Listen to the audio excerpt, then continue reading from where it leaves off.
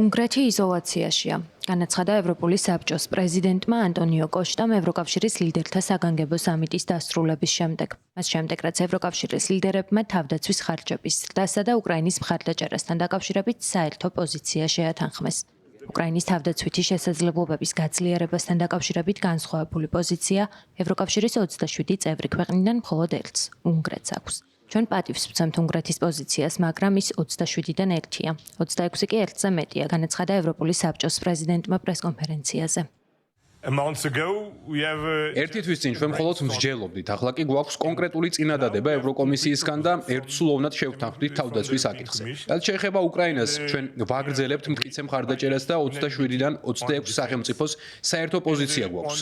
როგორც იცით, უნგრეთს განსხვავებული სტრატეგიული მიდგომა აქვს უკრაინასთან დაკავშირებით. ეს ნიშნავს, რომ უნგრეთი იზოლირებულია ევროკავშირის წევრ 27 სახელმწიფოს შორის. ჩვენ პატივს ვცემთ უნგრეთის პოზიციას, მაგრამ ის 27-დან ერთია, 26 კი ერთზე მეტია. ევროპული საბჭოს პრეზიდენტის განცხადების საპასუხოდ უნგრეთის პრემიერ-მინისტრმა ვიქტორ ორბანმა თქვა, რომ თუ ვინმეა იზოლირებული, ეს თავად ევროკავშირია და რომ ევროკავშირისგან განსხვავებით უნგრეთს ამერიკის შეერთებულ შტატებთან, ჩინეთთან და რუსეთთან კარგი ურთიერთობა აქვს. ახლა ევროკავშირი იზოლირებულია ამერიკის შეერთებული შტატებისგან, იზოლირებულია ჩინეთისგან სავაჭრო ომის გამო და იზოლირებულია რუსეთისგან სანქციების პოლიტიკის გამო. ამგვარად, თუ ვინმეა იზოლირებული, ეს ევროკავშირია. უნგრეთს სამივე მიმართულებით კარგი ურთიერთობა აქვს. ჩვენ იზოლირებულების საერთოდ არ ვართ.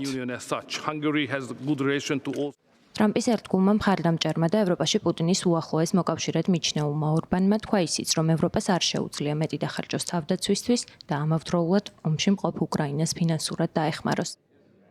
პრეზიდენტ ტრამპის პოლიტიკა ამ მხრივ სრულიად სწორია. ჩვენ მეტი უნდა დავხარჯოთ. უპირველესად მეტი უნდა დავხარჯოთ იმისთვის, რომ გავაძლიეროთ ჩვენი სამხედრო და თავდაცვის შესაძლებლობები.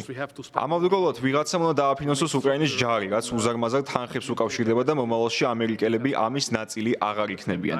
გარდა ამისა, როგორღაც უნდა დავაფინანსოთ უკრაინის სახელმწიფო, რადგან წინააღმდეგ შემთხვევაში ის ჩამოიშლება. ვფიქრობ, ეს სამი რამ უბრალოდ ძალიან ბევრია და ევროპას ამის საშუალება არ გააჩნია.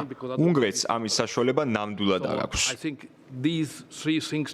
ბრიუსელში გამართულ სამიტზე ევროკავშირის ლიდერები თავდაცვაზე მეტი თანხის გამოყოფაზე შეთანხმდნენ. ამასთან ევროპულმა საბჭომ უკრაინასთან დაკავშირებით დასკვნა გამოაქვეყნა, რომლის მიხედვითაც ევროკავშირი უკრაინას 2025 წელს 30.6 მილიარდ ევროს გამოუყოფს. დასკვნას მხარს მხოლოდ უნგრეთი არ უჭერს.